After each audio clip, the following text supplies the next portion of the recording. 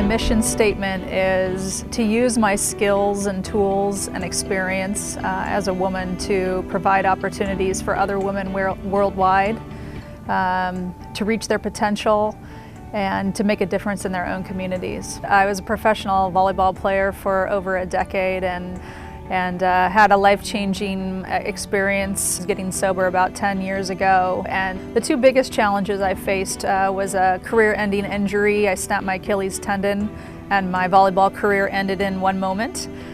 So there was a big shift in my identity of who I was going to be on this planet. And I went from thinking I was a professional athlete and full of ego to realizing that I was now humbled and had to figure out who I wanted to be. So that was a big challenge for me, and that coupled with getting sober kind of cleaned the slate and allowed me this divine destiny to kind of work through me, and I was open to following that path and seeing where it went.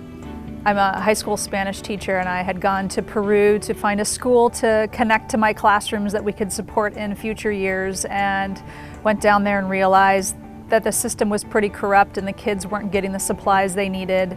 And I crossed paths with a woman who just was serving my breakfast each morning at the hostel I was staying at. And that began this unbelievable relationship that has created amazing things that are happening right now. At this point in my life, I think that Celadonia, who is the woman that I met in Peru, has been my biggest hero.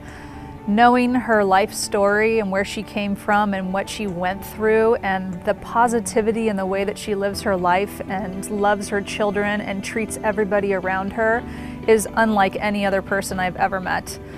She's a survivor and she is making amazing things happen in her community. You know, she was given just a tiny drop and she created this ocean of possibility for so many women.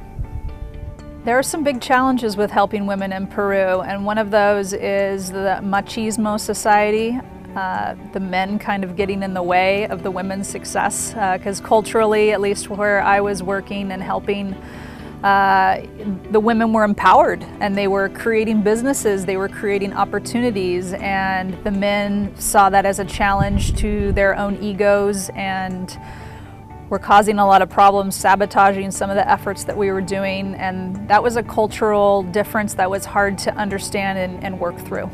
Women are the game changers, and so once they find their potential, the possibilities are endless, and so it's kind of, you know, reaching out from the depths and finding that strength, and if women have the courage to do that, there's going to be some big changes in the world.